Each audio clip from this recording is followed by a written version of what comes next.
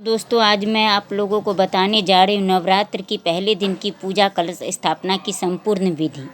तो माँ को प्रसन्न करने के लिए ये 9 दिन बहुत ही विशेष होते हैं। ऐसा कहा जाता है कि माँ देवी नवरात्र में धरती पर विराजती है, पधारती है और अपने भक्तों के हर संकट को वह दूर कर देती है। दोस्तों, नवरात्रों में देखिए देवी माँ के 9 स्वरूपों के अलग अलग 9 स्वरूपों के पूजा आराधना करते हैं। हर देवी माँ के अलग अलग आशीर्वाद प्राप्त करते हैं। उनका पूजा आराधना करके कलश को हमेशा गले तक जल भर लें। उसके बाद कलश में सुपारी, पान, लौंग, इलायची, हल्दी के गांठ, 1 रुपया और पान डाल करके कलश के मुख को कलावा से बांध दें और उसे लाल कपड़े से कलश को बांध दें और उसके ऊपर मूली धागा बांध दें। ये देखिए मैं किस तरीके से बांध रही हूँ, आप भी इसी तरीके से उसके मुंह को बांध दें। और उसके बाद उसके मुंह पर उसे सजाएं और रोली से टीका लगाएं कलश के ऊपर। और कलश के ऊपर आप स्वास्तिक भी बनाएं और स्वास्तिक को अच्छी दिशा में बनाएं, कुछ गलत ना हो वरना अच्छा नहीं होता है। ये देखिए मैं कैसे बना रही हूँ, आप भी उसी तरीके से बनाकर कलश को दोनों तरफ से 2 लाइन दे करके बंद कर दें तो शुभ माना जाता है। उसके बाद कलश के अंदर डालने के लिए आम के पत्ते ले सकते हैं, वो 5 या 7 या 9 पत्ते का होना चाहिए। और उसके ऊपर आप रोली वगैरह सब पर टीका उका लगाएं। पीला रोली लगा सकते हैं, जो लाल रोली लगा सकते हैं और उसके बाद उसे कलश में डाल दें। उसके बाद आप जो कचौरी रखे हैं उसमें आप पीले रंग के चावल भी भर सकते हैं, कुछ लोग उसमें गेहूँ भी भरते हैं। और उसके बाद कलश में आप माला लगा दें। और उसके बाद कलश के ऊपर डालने के लिए आप नारियल भी डाल सकते हैं। मुझे नारियल नहीं मिला तो मैं को बोला जाता है कि कोई भी फल यूज कर सकते हैं, तो मैं सेब यूज करी और सेब पर भी लाल कपड़ा और कलावा बांध करके कलश के ऊपर रख दी हूँ। ये देखिए, इसके बाद मैं कलश स्थापना करने के लिए पीले रंग का चावल ले करके अष्टदल कमल बना रही हूँ मंदिर के अंदर में। ये देखिए मेरा मंदिर बहुत ही छोटा है, इसलिए बहुत ही दिक्कत हो रहा है। आपका मंदिर अगर बड़ा हो तो आप अच्छी तरीके से और भी बना सकती हैं। अष्टदल बनाने का तरीका ये है, देखिए। और इसके ऊपर मैं कलश को स्थापना करूँगी। कलश को स्थान देने के लिए भी पहले चावल का स्थापना वहाँ पर कर देना चाहिए, उसके ऊपर कलश का स्थापना करना चाहिए। ये देखिए मैं किस तरीके से कलश का स्थापना कर रही हूँ। अब मेरा मंदिर पूर्व दिशा में है, इसलिए मैं कलश को मंदिर के ईशान कोण में रखी हूँ। ये देखिए। उसके बाद मैं अब गणेश गौरी बना रही हूँ। एक सुपारी में कलावा लपेट करके गणेश जी बना रही हूँ। गणेश और गौरी के पूजा के बगैर कोई भी पूजा नहीं कर सकती। सबसे प्रथम गणेश और गौरी का पूजा ही किया जाता है किसी भी पूजे में। ये उसके बाद मैं हल्दी को ही गौरी माता मान करके पूजा करने की विधि आपको बता रही हूँ। ये देखिए आप। उसके बाद मैं एक आम का पत्ता रख करके या कोई भी पत्ता रख करके उसके ऊपर मैं चावल थोड़ी सी छींट दी हूँ और उसके ऊपर में मैं गणेश और गौरी को स्थापना कर रही हूँ, क्योंकि गणेश गौरी के पूजा के बगैर कोई भी पूजा पूर्ण नहीं माना जाता है। अब मैं पूजा के लिए चनामृत की तैयारी कर रही हूँ। ये देखिए चनामृत किस तरीके से बनती है। तो मैं फर्स्ट ऑफ ऑल दूध डाली हूँ चनामृत के लिए। दूध, दही डाल रही हूँ, गंगा जल डाल रही हूँ। ये देखिए सारी चीज़ अभी मैं डालूँगी एक एक करके। दही है ये, मीठा डालूँगी, तुलसी पत्ता डालूँगी, मध डालूँगी, घी डालूँगी और इन सबको मिला करके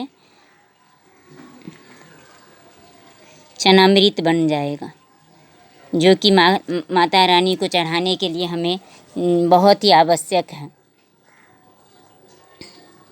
ये मैं गंगा जल डाली हूँ। ये देखिए। और इसे मैं अब अपने हाथों की सहायता से अच्छी तरीके से मिस लूँगी और चनामृत बना करके माँ दुर्गा को लगाने के लिए तैयार करूँगी, डालने के लिए। मेरे घर में मूर्ति है माँ दुर्गा का। अब मैं माँ दुर्गा को तैयार कर रही हूँ। तो पहले मैं माँ को थोड़ी सी जल से स्नान करा रही हूँ और उन्हें उसके बाद सफ़ा कपड़े से पोंछ दे रही हूँ उन्हें। और इसके बाद मैं माँ दुर्गा के लिए वस्त्र लाई हूँ रेड कलर का। ये देखिए, ऐसा मार्केट में मिलता है, आप भी लेकर के आप चाहें तो कोई लाल रंग का कपड़ा भी यूज कर सकते हैं। मैं ये माँ दुर्गा के लिए कपड़ा अपने पसंद से लाई हूँ और उसे पहना रही हूँ। ये देखिए, और उसे मैं कलावे के सहायता से बांध दे रही हूँ। उसके बाद ऊपर से ये वस्त्र का ही ऊपर का भाग है, इसे भी मैं लगा रही हूँ और उसे भी मैं अच्छी तरीके से कलावे से बांध दे रही हूँ। माँ देवी हम लोगों को अच्छी बुद्धि दे, अच्छे संस्कार दे और हमारे सारे दुख हर ले, इसलिए मैं और हम सब माँ दुर्गा के खुश करने के लिए बहुत कुछ कर रहे हैं। उन्हें माला लगा रही हूँ, उन्हें चुनरी पहना रही हूँ। आप भी इस तरीके से माँ को तैयार करें। और उसके बाद मैं माँ को रखने के लिए पहले एक कपड़ा स्थापना कर दी हूँ। वहाँ पर छोटा सा मार्केट से कपड़ा खरीद कर लाई थी, उसे मैं रखी हूँ। और उसके बाद मैं पीले अक्षत को फिर से माँ को रखने के लिए वहाँ पर पीले चावल का आसन बिछा दी हूँ। और उसके बाद मैं माँ देवी को उस चावल पर स्थापित कर रही हूँ। ये देखिए, इसके बाद अब मैं दीपक तैयार कर रही हूँ। दीपक में मैं दीपक की बाती कच्चे मूली का तैयार कर रही हूँ। मैं कच्चे मूली को 4-5 भाग में लपेट ली हूँ और उसे उसके बाद हाथों के सहायता से मोड़ ली हूँ और उसके बाद दीपक के अंदर डाल दी हूँ। ये देखिए, कच्चे मूली का बाती बहुत ही शुद्ध माना जाता है। घी या तेल कुछ भी यूज कर सकती हैं। तो दीपक स्थापित करने के लिए मैं कमल का आसन बिछाई हूँ और उसके बाद मंदिर के अग्नि कोण में दीपक स्थापित करी हूँ। ये देखिए, अब मैं माँ को भोग लगाने के लिए पहले जल दे रही हूँ। उसके बाद आपके पास भोग लगाने के लिए जो भी हो, मैं सभी भगवान को, गौरी गणेश सभी को जल से स्नान करा रही हूँ। उसके बाद 5 सुपारी माँ दुर्गा के लिए आगे में चढ़ाई हूँ। केला, फल, आपके पास जो भी फल हो, मैं सेब, केला, संदेश, लड्डू, मिश्री, नकुलदाना, किशमिश, मीठा, मेरे पास जितने भी चीज़ थे मैं सारा मिठाइयाँ और फल वगैरह, बतासा तो बहुत ही ज़रूरी है, माँ को बहुत ही पसंद है, चढ़ा दी हूँ। गौरी गणेश को भी टीका लगा दी हूँ, रोली लगा दी हूँ। गणेश भगवान को पीला फूल बहुत ही पसंद है, इसलिए मैं गणपति बाबा के लिए पीला फूल ही चढ़ाई हूँ। माँ दुर्गा को, काली माँ को, सभी को रोली के तिलक लगा दी हूँ। कलश को भी लगा दी हूँ। उसके बाद पीले अक्षत सभी भगवान को छीट दी हूँ। ये देखिए, आज प्रथम पूजा है, इसलिए माँ देवी बहुत ही खुश हो, इसलिए हम लोग बहुत ही आज के दिन थोड़ा ज़ोर शोर से पूजा करना पड़ता है। मैं माँ देवी को लाल रंग का फूल भी चढ़ा दी हूँ। उसके बाद मैं गणपति बाबा को, इस भगवान को मैं पीले रंग का हल्दी लगा करके जनेऊ चढ़ाई हूँ, क्योंकि गणेश भगवान को बहुत ही पसंद है जनेऊ, इसलिए आप भी जनेऊ ज़रूर चढ़ाएँ। उसके बाद मैं मूली चढ़ा रही हूँ वस्त्र के रूप में। माँ दुर्गा को भी मूली चढ़ाई हूँ। माँ काली है इसके बगल में, कलश पर भी मूली तो बांध ही दी हूँ। उसके बाद मैं गणेश भगवान को उनके मनपसंद दुर्वा चढ़ाई हूँ। माँ दुर्गा को सिंदूर चढ़ाई हूँ। उसके बाद मैं चनामृत सभी भगवान को चढ़ा रही हूँ, माँ देवी दुर्गा को, गौरी गणेश को, और कलश में भी अभी कलश पर सभी को चनामृत चढ़ाई हूँ। आप भी इसी तरीके से चनामृत बनाकर माँ देवी को खुश करने के लिए कोई भी चीज़ छोड़े ना, हर चीज़ चढ़ाएं। मुझसे तो जितना हो सका मैं उतना करी हूँ, अब पता नहीं, भगवान माफ़ करे। आज प्रथम पूजा माँ शैलपुत्री का है और माँ शैलपुत्री को घी बहुत ही पसंद है, इसलिए मैं घी भी चढ़ाई हूँ। देसी घी, आप भी शुद्ध देसी घी शैलपुत्री माँ को ज़रूर चढ़ाएं। उसके बाद मैं अगरबत्ती चढ़ा रही हूँ और मेरे घर के नियम है कि माँ देवी को हम लोग छाक चढ़ाते हैं, तो एक छोटे से लोटे में जल डाल करके उसमें लौंग, इलायची और मीठा डाल करके चढ़ाई हूँ माँ को। उसके बाद मैं आरती के लिए तैयारी कर रही हूँ। दीपक जला दी और उसके बाद मैं माँ दुर्गा का चालीसा भी पढ़ी। और ये देखिए आरती की तैयारी कर ली हूँ। आरती के मुँह पर कपूर लगा दी हूँ ताकि जल्दी से जल्दी आरती जल जाए, दिए का बहुत अच्छा लौ आए और माँ दुर्गा खुश हो जाए हमारे पूजा पाठ से। ये देखिए उसके बाद मैं माँ की आरती कर रही हूँ अपने बच्चे के साथ में।